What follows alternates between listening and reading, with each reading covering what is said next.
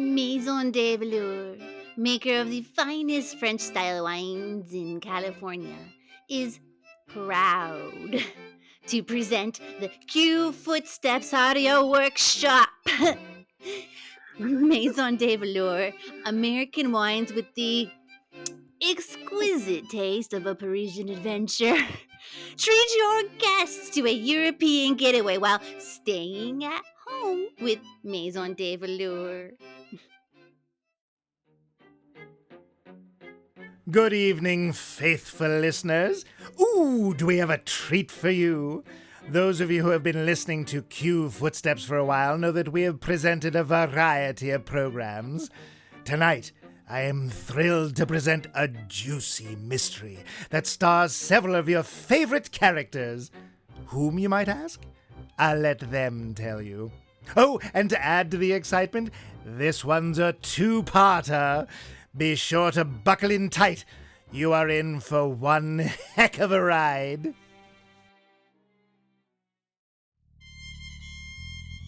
The city is a lonely place. I know, I walk its streets.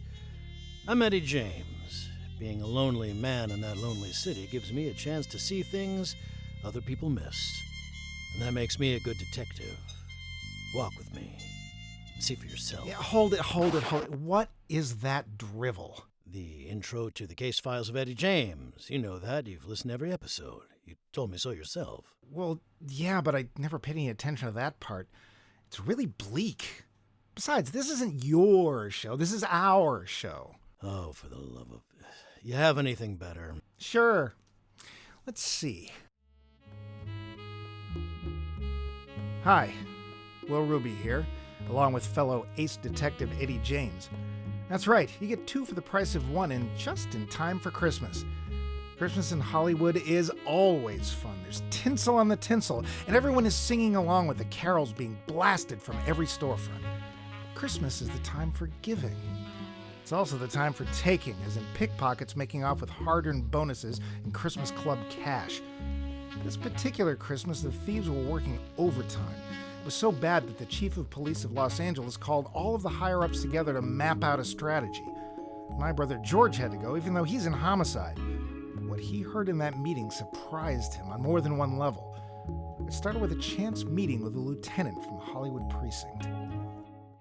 I don't think that's better than my intro. Yeah, well, at least mine sets up the caper. Let's get to it, shall we? Well, that's the best idea you've had so far. Yeah, I'm full of good ideas. Lighten up. We're stuck with each other for a while. Yeah.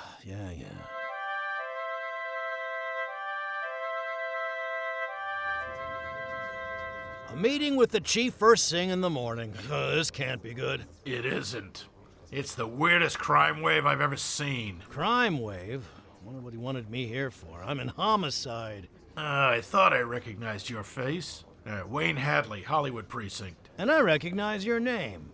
George Ruby. So you know what this is about? Unfortunately. It's a... Oh, wait. Chief's about to tell us, and he'll know more than I do. Good morning, everyone. Thanks for making the trip downtown. I know you probably came for the Virgil's Bakery donuts. And they didn't disappoint. Good. But as you can imagine, I didn't request all of the top police brass to come here for snacks. We have a much more important topic to discuss. There is a crime wave sweeping our city that is as serious as it is baffling. On the serious side, several people have been robbed, some in broad daylight. The baffling part is what's been taken. Victims have reported only Christmas-themed jewelry have been taken, even when the victim is wearing more valuable items. For instance, one woman was wearing a ring with a large diamond, but only her obviously costumed reindeer ring was taken. To top it off, no two descriptions of the thieves match. Some are men, some women, tall, short, blonde, brunette, you name it. The one thing the thieves have in common is that they all wear red velvet masks. We need to catch this gang, and quick. I'm certain it's only a matter of time before they start stealing items of real value. I want all departments on a high alert. Send men out into the field, even those who don't normally pound a beat, and send them to me if they complain. These thugs are trying to steal Christmas from our citizens.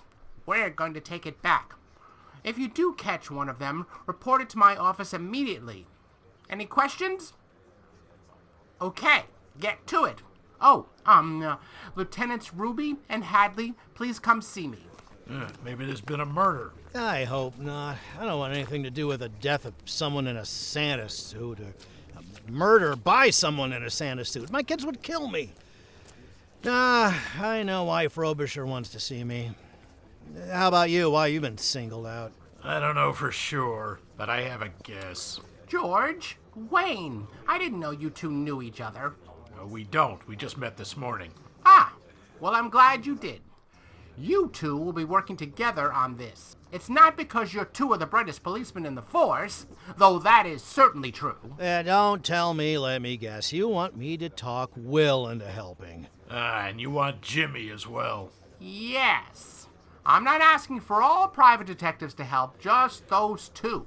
The track records of Will Ruby and James Edwards are the best in town, and I think if anyone could get to the bottom of this, it would be one of those two. Or both. Ruby. You and Will are brothers. I should have made the connection. You say that like you know my brother. I've met him a few times, mostly when he's dragging a perp in or in court. So, in small doses, good for you. James Edwards, huh? That's the real Eddie James I've heard. Are you related to him, too? No, just friends. And yes, it's as hard to be his friend sometimes as it is to be Will Ruby's brother. Trust me. I'll agree that they're not easy people, but you have to agree that we need them. Yeah. Good. I think the best way to do this is to have them work together. Arrange a meeting.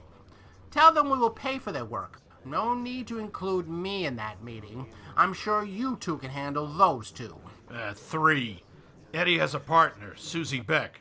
I wouldn't dare leave her out. I'm actually glad to hear that. She can be a middleman or woman or whatever, if needs be.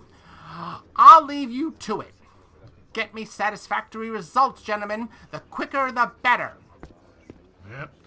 You heard the man. Your place or mine? Your place. Hollywood is probably one of the hottest spots for this mess. We can go up to my office and make the calls, then head over. Sooner we get this over with, the better for all of us.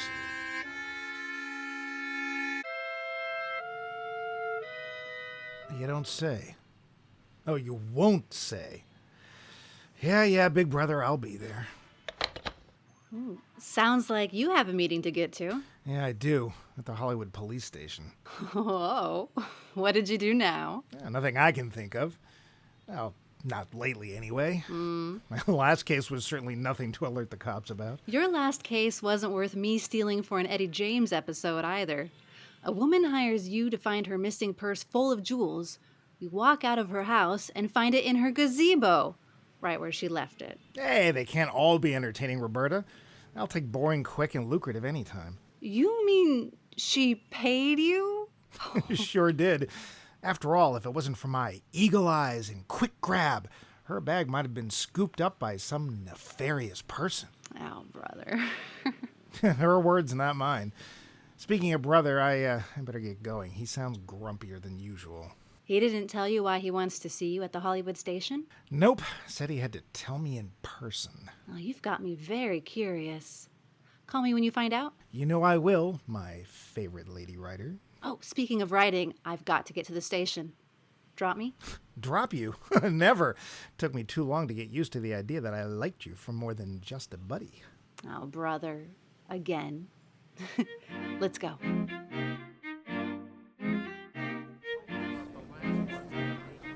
Wayne wouldn't tell me over the phone why he wanted us here at the station, just that he needed us right away. I wonder why. I think it has something to do with the Christmas bandits. Christmas bandits? Yeah, Danny was telling me about them last night. A bunch of people have been robbed of their holiday doodads, but nothing else.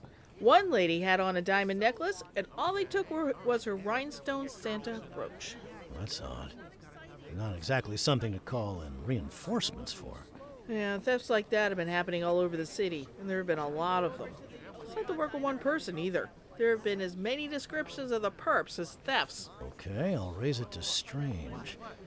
I still don't see what this has to do with us. You will. Hi, Eddie, Susie. Come to my office. They're already here. They? You'll find that out, too. Here they are. Eddie, Susie. This is Lieutenant George Ruby and his brother, Will, who's a private detective. George, Will, Eddie James, and his partner, Susie Beck. Eddie James? Aren't you kind of too alive to be a fictional character? Yeah, but here I am anyway. Helps to be the original. Huh? The radio show is based on Eddie. A writer named Jim Sparrow met him and got some of his old war stories. He wasn't supposed to use Eddie's real name, or mine. By the time we found out he did, it was too late. I work under an alias now. James Edwards. And I got married, so I used Susie Feeley. It's annoying, but we deal with it. I see. Edwards and Feeley I've heard of.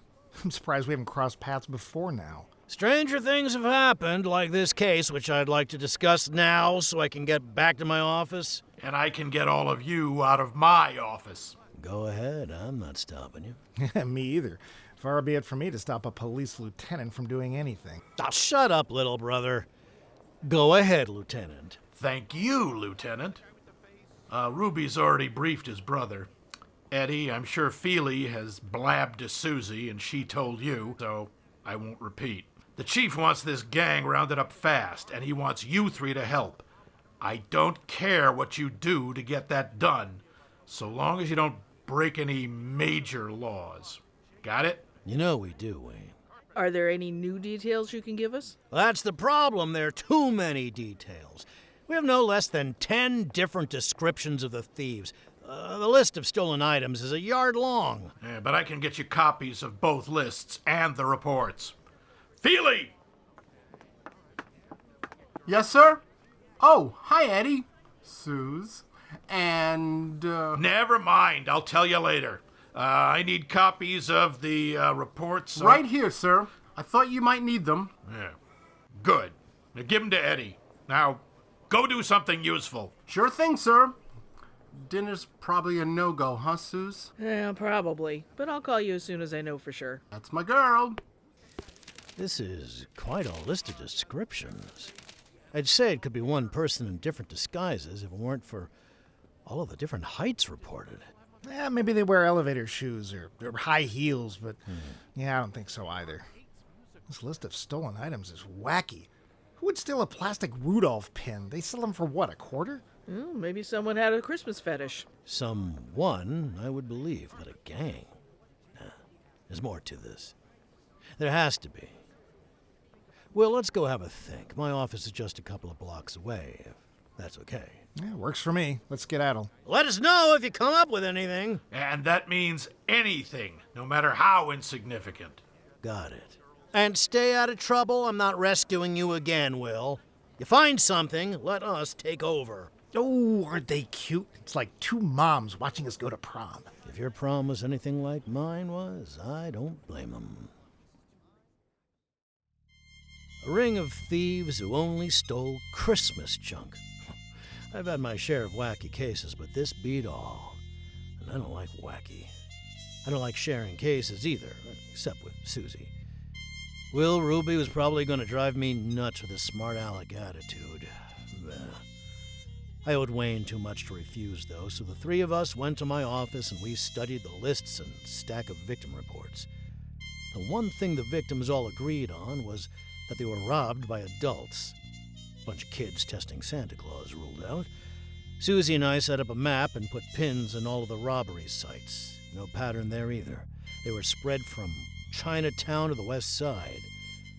There was one other similarity, besides that they were all adults, though. The thefts all happened in busy areas of town. Will suggested we split up and take separate strolls down Hollywood Boulevard after supper at his favorite haunt. A supper on him. Maybe he wasn't so bad. Maybe.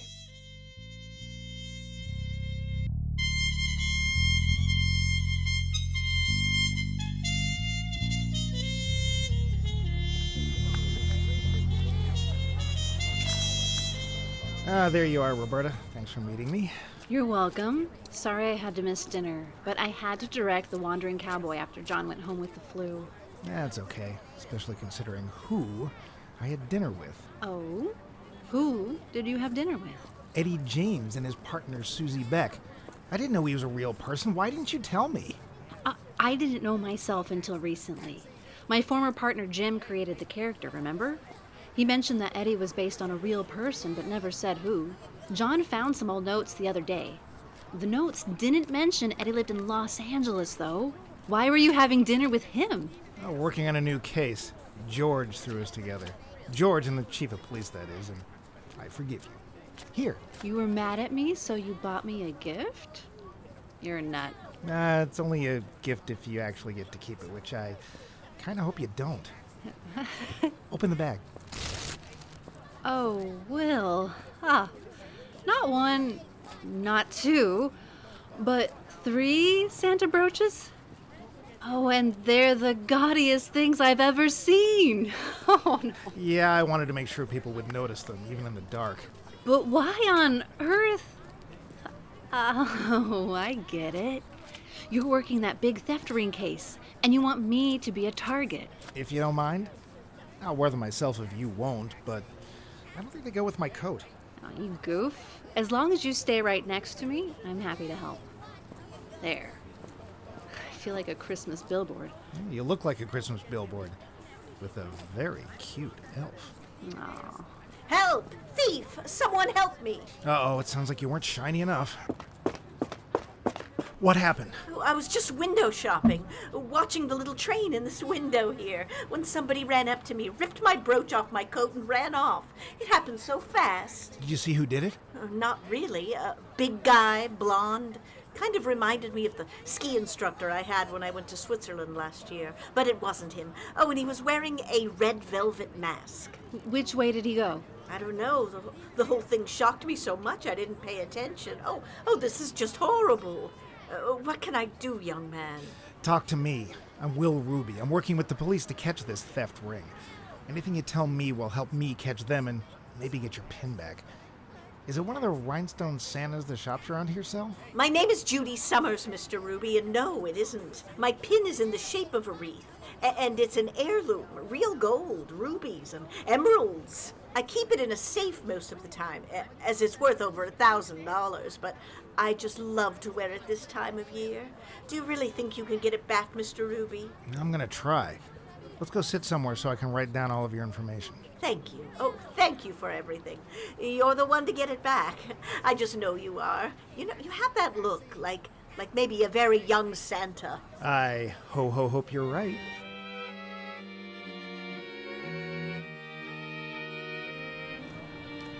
Oh, there are so many people out tonight. Christmas is only a week away. Oh, right. You did your shopping weeks ago, didn't you? Of course. You know I can't stand these crowds. And I swear the stores hike up their prices the day after Thanksgiving. But all of the windows have sale signs in them. They hike up the prices, then mark them down to the regular price so people think they're getting a bargain. Check prices again in January. That's okay, I believe you. Well, I'm not seeing any nefarious-looking individuals, you? Just this one. You're supposed to spread Christmas cheer, Buster, not take it. Hey! How did you, Help! Help! My wallet's been stolen! Has it? If it has, you'll be talking to the police. No, sir. It fell out of your pocket. I was just about to give it back. Oh, you're a hero! Thank you, son. The only photo I have of my late wife is in that wallet. I don't know what I'd do if I lost it. Oh, here, have $5 for your trouble, and Merry Christmas! You're welcome. I guess. Gee. Thanks for not ratting on me, lady. You're welcome. Don't do it again. Not that you'll be able to. Within the hour, every beat cop in Hollywood is going to have your name and description. Ronald Morse. Hey! That's my wallet! How did you do that? It takes one to know one. Remember, keep your nose clean. I'll be watching. Oh, and give that 5 spot to the Santa on the corner. Now get out of here. Yeah. Sure, ma'am.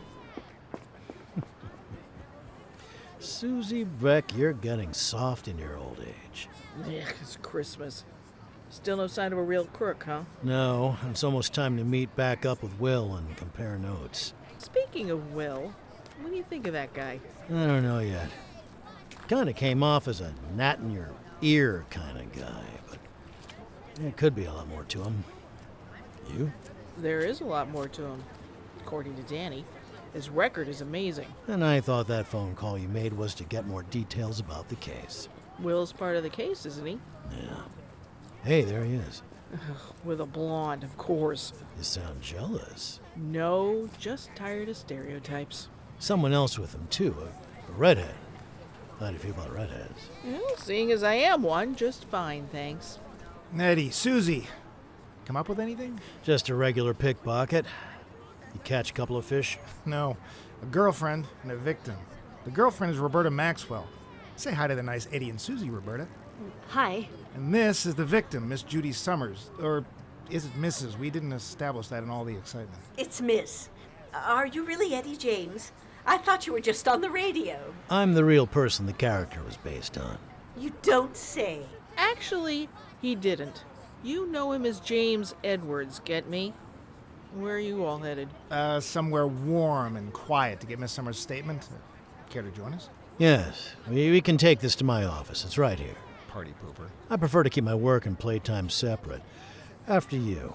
Oh, no. After you. You are the senior partner, after all. By what, a month or two? You can't fool me, kid. Good to know. Very good to know. So the Christmas bandits snagged a real treasure to add to their tinsel? Was it happenstance? Or was it just the first of what they're really after? Can our detectives catch them before all of Christmas is stolen? And will they ever like each other? So many questions. Hopefully we'll get the answers after a word from our delicious sponsor. Ooh, the holiday season. What a joyous time. People are happy and celebrating with each other all over the world. Here in America, you can make people happier and a celebration even more celebratory with a wine Maison de Velour is introducing just in time for Christmas and New Year's Eve. Asti Spumante. It's bubbly, like champagne. Did I mispronounce it? Oh, no. Asti Spumante. It's Spumante. I need some help. Spumante. Is Asti or Asti? Asti Spumante. Well, we have it. Maison Velour is introducing just in time for Christmas and New Year's Eve Asti Spumante. It's bubbly like champagne. It's sweet like a sugar plum. Or maybe like that fellow or lady you just happened to catch under the mistletoe. And it's perfect for toasting in the new year. Maison de Velour's Asti Spumante. A party in a bottle and a bottle for your party. Try some today.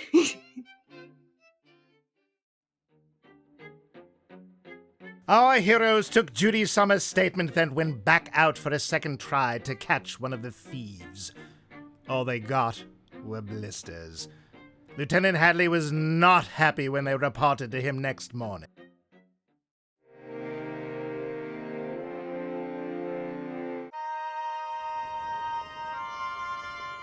Not even a glimpse of one? Are you kidding me?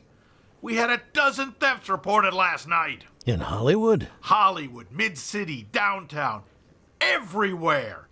A lady's scarf that had angels embroidered on it was ripped from her neck by a skinny, dark-haired man.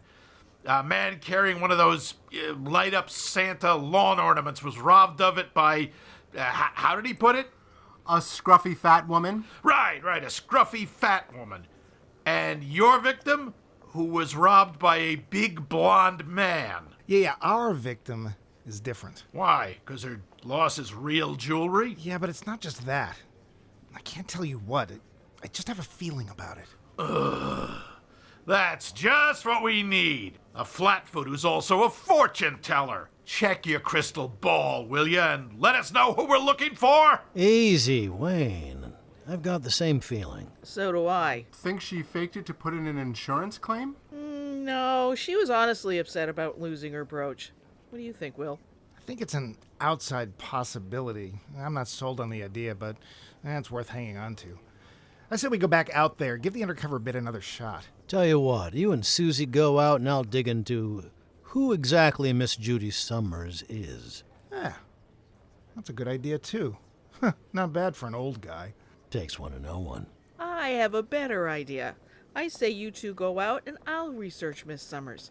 You two need to get to know each other better. Yeah, I like that idea, Susie. I vote for that. Go on, you two. Oh, fine. Let's head down to Wilshire by the department stores. There's a bigger chance of catching someone down there. Well, makes sense to me. Let's go catch a junk snatcher, Mr. Happy. Aw, they make a cute couple. Think it'll last? I wouldn't mind if it did, but I doubt it. Not when Eddie finds out what I found out this morning. What did you find out? Will's girlfriend is one of the writers of the case files of Eddie James. Uh-oh. Are you gonna tell Eddie? I don't. I kind of like that Will Ruby. I'd hate to see anything happen to him. All kidding aside, I liked Eddie. Sure, he's intense and grumpy and a little cynical, but he knows how to get the job done. I know, because I looked up his real cases. He's been in some real tough situations. He has a right to be intense and cynical. As for the grumpy part, well, I was gonna work on that. Being grumpy just makes you age faster. I got my chance to start that work as soon as we hit Wilshire Boulevard.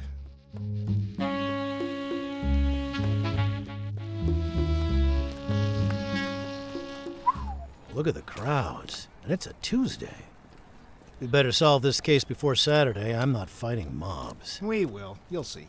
You have a lot of confidence, considering we have almost nothing to work with. Why are you so confident? Track records. Not only do neither of us ever miss, we get things wrapped up in a day or two. Records are made to be broken. Ooh, that sounds like a challenge. Okay, we'll get it done in one. Yeah, right. Okay, we won't. Look, I get why you're jaded, but why live in that puddle? You're a good guy, a better detective. You did a lot to be proud of. So you have to see the darker side of life. So do I. But I also look at the brighter side. For every crook or murderer, there's someone decent who's just trying to live their life to their best of their abilities.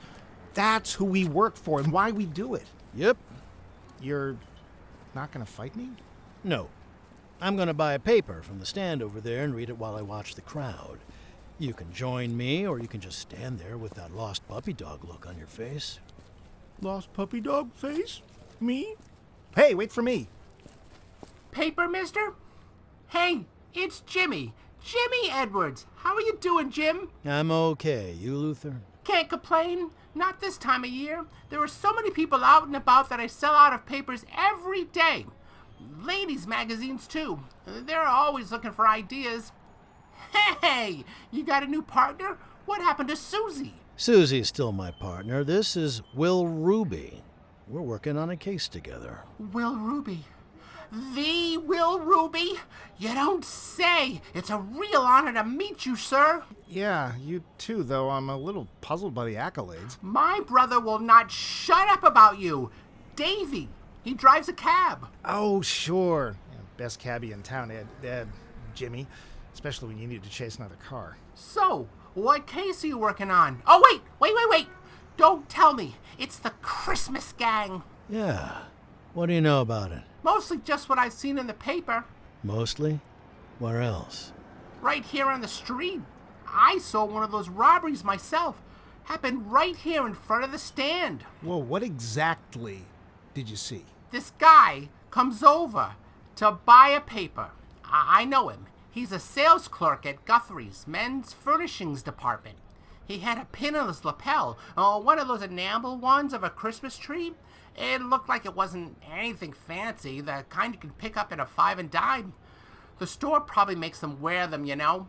Anyway, he just picked up his paper when this real battle axe of a woman stomps over, pulls it right off him, and just disappears into the crowd. He was so shocked, he just stood there for almost a whole minute before he started hollering. I told him to forget about it and just get a new one. He told me he couldn't, that it was a very expensive gift from a friend. Sure it was. Thanks, Luther. Anything else you can remember? What exactly did the woman look like? Have you ever seen her before? Never saw her before. I'd remember if I'd seen that before. Big woman, and I mean big. Tall as me, easy, and could play defensive back for the New York Giants.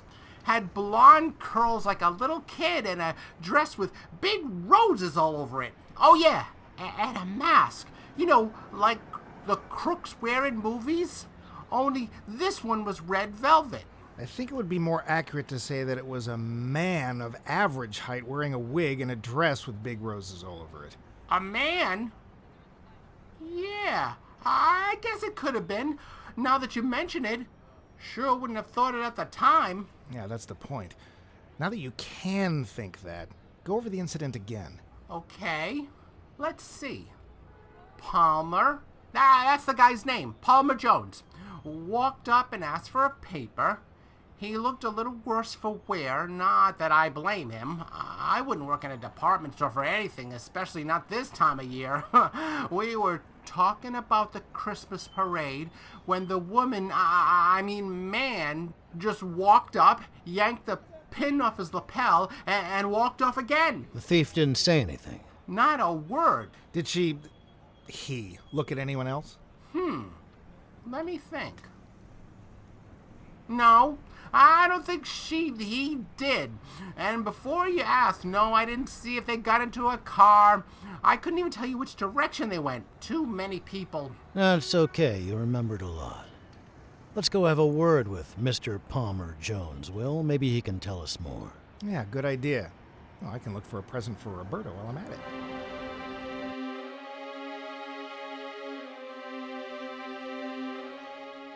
Thank you for meeting with me, Miss Summers. You're very welcome, Mrs. Feeley. I'm thrilled my little case is getting so much attention. It helps me to believe that I'll get my brooch back. About that brooch, do you have it insured? Oh, I'm afraid not.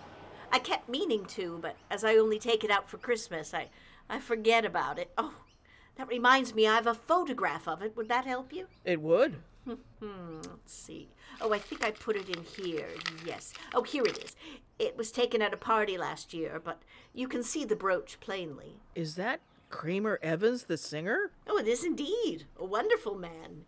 He's friends with friends of mine. That's how we happened to be at the same party. Did a song and dance number for us that night. Oh, it was such a thrill. I bet. Thanks for this. I'll return it when the case is closed. No rush. I actually have more copies of that picture. It's not every day you have your photo taken with a famous singer. Is there anything else I can do for you? Have you remembered anything else about the robbery? No, I don't think so. No, there isn't much to remember. You know, I was looking at the window. He walked up, yanked my poor wreath right off my coat without so much as a by your leave, and ran off. He didn't say a thing? Not a word, not even a grunt. You said he was a big blonde. Do you remember what he was wearing? Oh, well, there was the mask. I'll never forget that. Other than that, no. No, wait a minute. Yeah, yes, he had a dark suit on with thin chalk striping and a flowered shirt that was too big for him. A flowered shirt? Yes, roses, I'm sure of it. I remember thinking it was odd, even as he took my brooch. I've never known a man to wear a shirt with roses on it. Have you?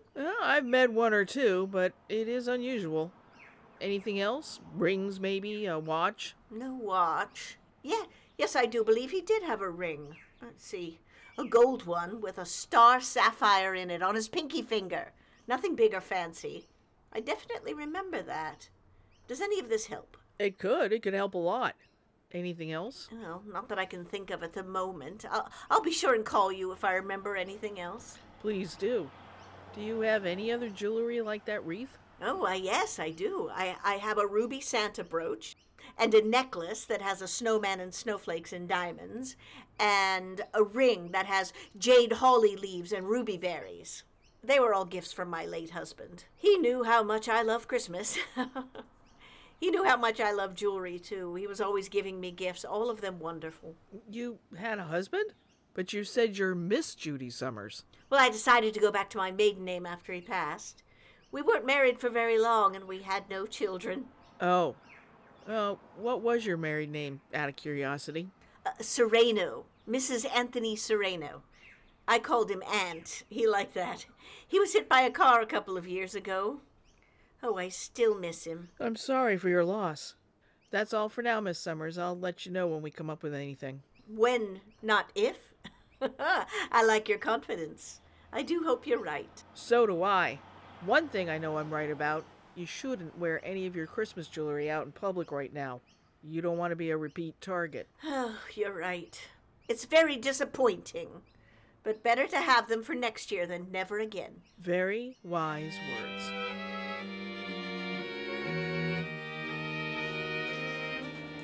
May I help you? Oh, I see. You're in need of a pocket square to replace that unfortunate scrap. May I suggest one of the that unfortunate scrap happened to be handmade by my mother. Oh, so sorry to hear that. Perhaps a wallet then, sir. We're not here to shop. We're here about your theft. We're working with the police. I'm James Edwards, and this is Will Ruby. I can't talk about that here. Not while I'm working. Then take a break. Time is of the essence with cases like these. Oh, but I can't. It's so busy right now. Do you want to get your brooch back or don't you? It's a lapel pin, and yes, I do. Very much. Very well.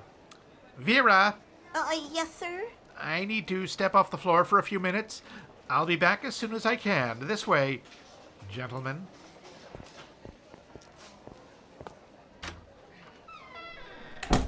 This stockroom is hardly suitable, but it will have to do. What do you want to know? I gave my report to the police already. We actually heard the story from Luther, the newsstand man. We want to hear it from you. Well, there's not much to say, really. I went to get a paper. A woman came up out of nowhere, grabbed my pin, and ran off. A man came out of nowhere. I beg your pardon. It was a woman. She was a big woman, I'll give you that, but she was definitely a woman. Frumpy dress, unfortunate hat, and all. We have reason to believe it was a man dressed as a woman. What? Oh, to be honest, that actually makes me feel better. I hated the idea that I was assaulted by a female. Why would a man do such a thing? There are a few answers to that, but I think in this case it's probably so no one recognizes him. He or she, what do you remember about them? He was big, like I said, even taller than you two, and, broad. He was wearing the most unfortunate attire, big floppy black hat, and a dress that wouldn't even have made decent boudoir curtains. A pink thing with red roses. Ugh. Did he say anything? Not a word. Just marched up to me, snatched the pin, and disappeared. Describe the pin for us. Well, it's Cartier, 18-karat gold in the shape of a Christmas tree. The front is enameled in green and set with diamonds, rubies, and sapphires for ornaments. This is my third Christmas wearing it. I never, ever had an issue before. Yeah, Los Angeles has never had a Christmas pin stealer before. Where'd you get it? It was a gift from a friend of my family's. They worked in the jewelry industry. To be honest, I thought it was a costume piece when I got it. It wasn't until I noticed the Cartier name engraved on the back that I realized what it really was. But it's not the monetary value that I care about. It's the sentimental one.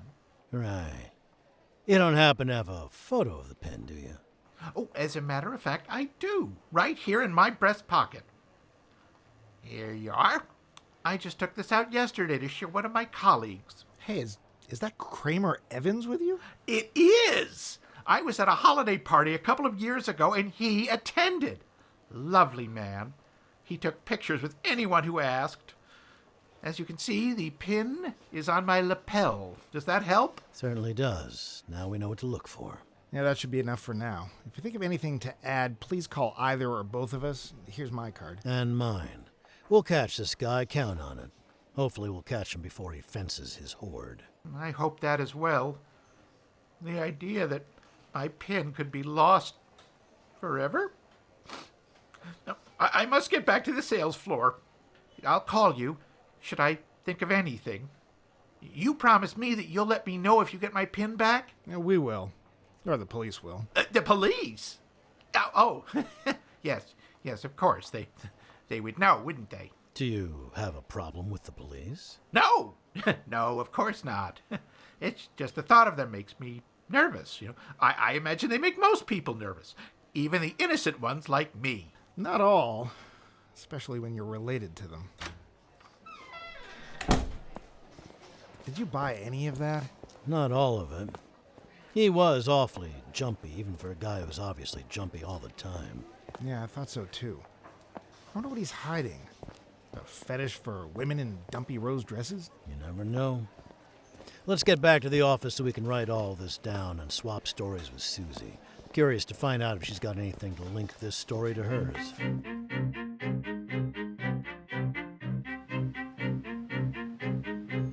A man dressed as a woman. Well, that could narrow down the number of suspects quite a bit. Maybe we're only looking for a couple of people, not a dozen. I hope you're right. It would make this a lot easier. I'm not sure about the wig part, though. That may have been his real hair. Oh? Why do you think that? Because Judy Summers described her thief as a big guy with blonde hair wearing a pinstripe suit and a shirt with roses on it. Roses on it? Yeah, red ones. She remembered that because it was so odd. Oh, she gave me a picture of her wearing the brooch, so we have something to go on. Here. Well, I'll be. Will, take a look at this. Kramer Evans again. Think it's the same party? I know it is. See the wallpaper? Oh, yeah, you're right. Are you saying that Judy Summers and Palmer Jones were at the same party 2 years ago? We know they were. Take a look at this. Wow. What are the odds? Good question. We need to find out if these two know each other, and if so, how. Hey guys, Lieutenant Hadley sent me over. He wants you right away. Oh? Why? One of the robbery victims, Judy Summers, was just found dead. She's been shot. Oh my, this case just took a turn for the lethal. Was Judy Summers killed because of her brooch? Or is it something a whole lot less Christmassy? Tune in next time to find out. This is Mr. Stygian wishing you a good evening and pleasant dreams. If you can.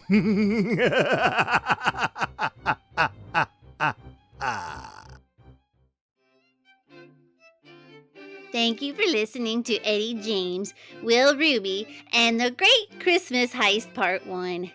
Another thrilling episode from the Q Footsteps Audio Workshop, brought to you by Maison de Velour.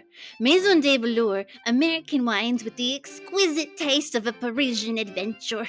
Treat your guests to a European getaway while staying at home with Maison de Velour.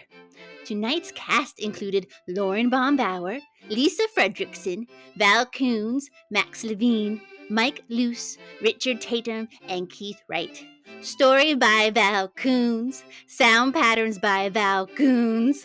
This has been a Q Footsteps production. And Asti Spamonti. Right? I practiced. Thank you.